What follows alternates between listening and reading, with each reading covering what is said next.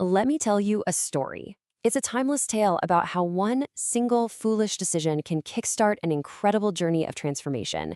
It's got pride, magic, and, believe it or not, the surprising power of a second chance. So, I want you to hold that question in your head as we go through this. Because our main character, well, he's about to make a mistake so huge, it's either going to be his complete downfall or the very thing that remakes him. All right, let's set the scene. Our story kicks off not with some noble hero, but with the young man whose arrogance is as sharp and as dangerous as the blades his own father forges. You see, he had been pestering his father, a simple blacksmith, to make him the sharpest knife imaginable. His dad warned him, saying, "Son, a knife isn't a toy." But eventually he gave in. And the second that weapon was in his son's hand, his pride just swelled into something monstrous. I mean, can you even imagine the terror? The blacksmith is looking at the very weapon he just created, now held to his own throat. And for what? For a demand so completely insane, it's basically a death sentence for both of them. So, trapped by this ridiculous, terrifying demand from his own son, the blacksmith has to make an impossible choice. And that choice leads him straight to the king's court. Trembling, the blacksmith explains the whole situation.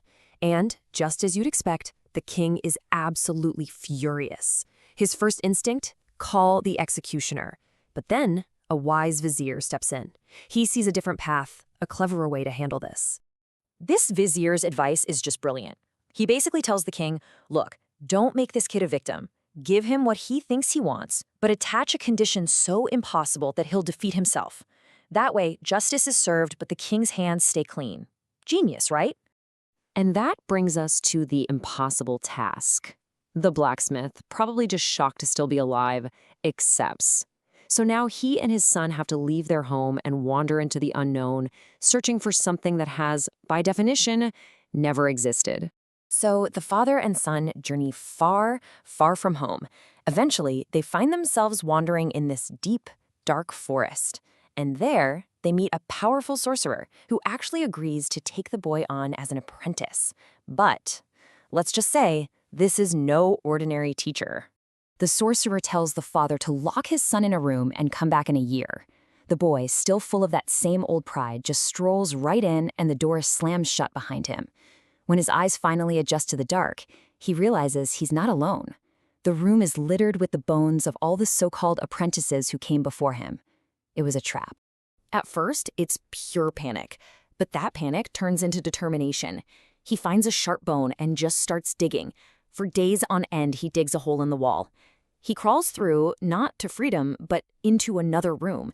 And in that room, he finds the sorcerer's daughter, who turns out to be both kind and incredibly powerful. For 2 whole years, she secretly teaches him real magic, magic that's even stronger than her father's.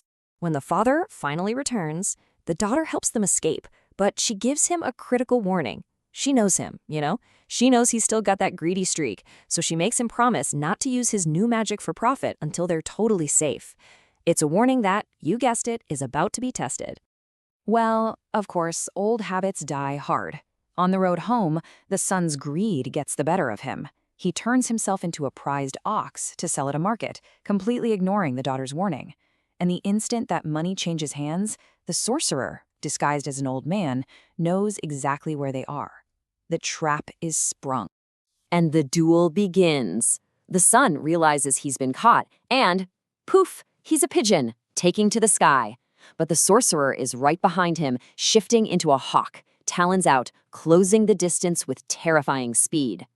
Okay, so to escape the hawk's grasp, the son does something incredible. He transforms into a string of rosary beads, which then scatter all over the ground in the king's courtyard below.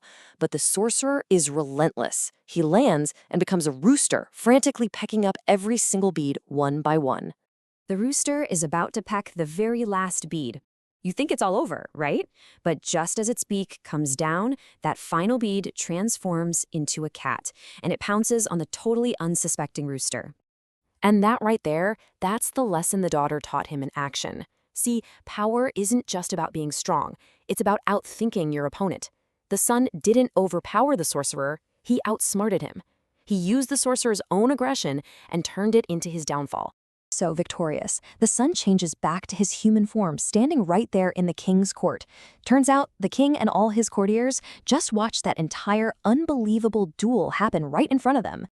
He bows to the king and says, "Your Majesty, I am the blacksmith's son. You asked me to do something that no one has ever seen before. I believe I have now fulfilled my end of the bargain." And the king, just completely speechless, can only nod. Yeah, he definitely did. And here it is, the full arc of his transformation. That foolish, arrogant boy who made that reckless demand, he's gone. Through terror and trials and training, he became a master magician. He gets to marry the princess, and since the king had no other heirs, he eventually becomes a wise and respected king himself. What a journey. So, after all that, what does this incredible journey really teach us? Because this isn't just a fun fairy tale. It's absolutely packed with lessons about human nature. Let's break it down. His whole journey starts with pride, right? A trap that almost got him killed. But knowledge becomes his key to escape, a gift from the sorcerer's daughter. He learns that real power isn't about brute force. It's about being smarter than your opponent. And yet, his greed almost ruins everything, which just goes to show you've got to listen to the people who help you.